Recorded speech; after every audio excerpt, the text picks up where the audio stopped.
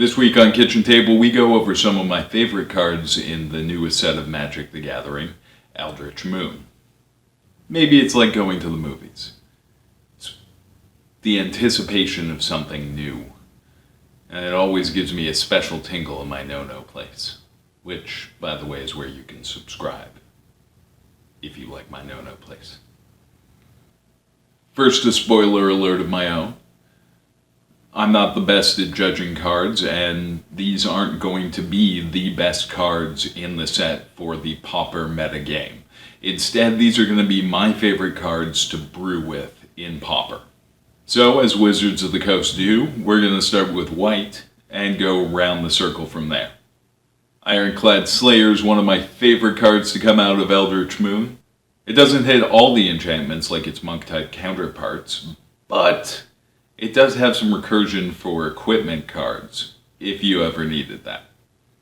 Not every player has a problem with losing their equipment, as it usually falls off a creature rather than going to the graveyard.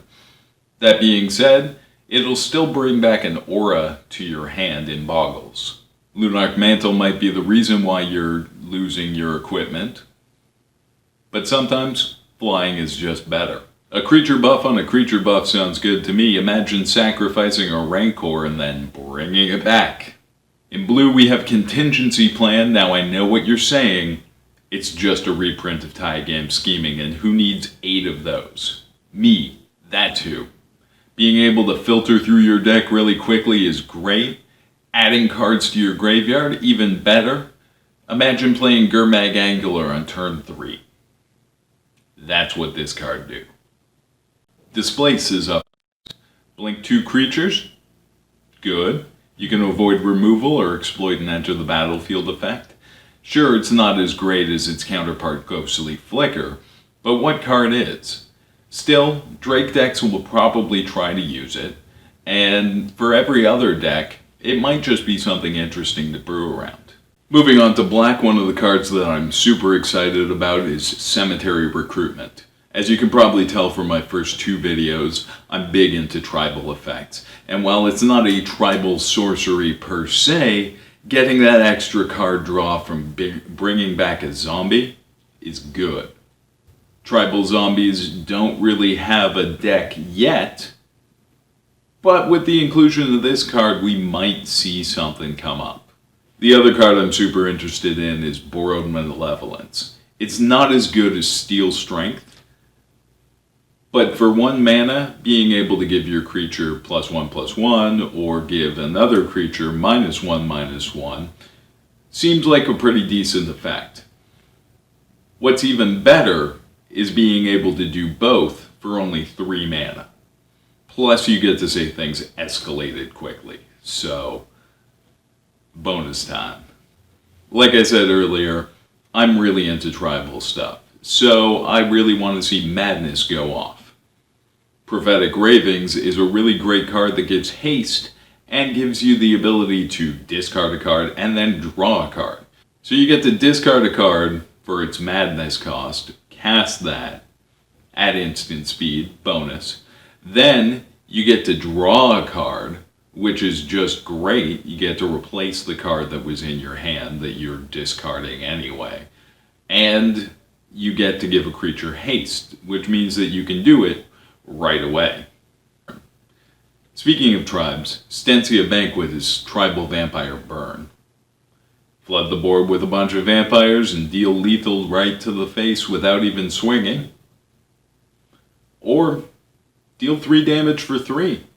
It's a little slow, no lightning bolt, but still, could be a lot of fun. In green, we have Bloodbriar, which gets bigger every time you sacrifice something. So dust off your brewer's cap, throw it on, and start brewing up a black-green sacrifice deck.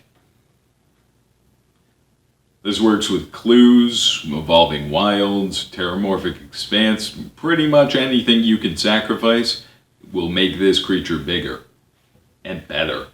Also in green, we have Uvenwald Captive, a mana dork that turns into an even more menacing mana dork.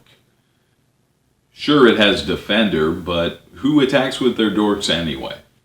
Colorless didn't get much love in this set, so it was a little bit more difficult for me to pick my favorite colorless spell. The long and the short of it is I had to include artifacts in with colorless, and I think I'll just keep doing that in the future. Wretched Griff gets some love, if only because Emerge is such a novel concept.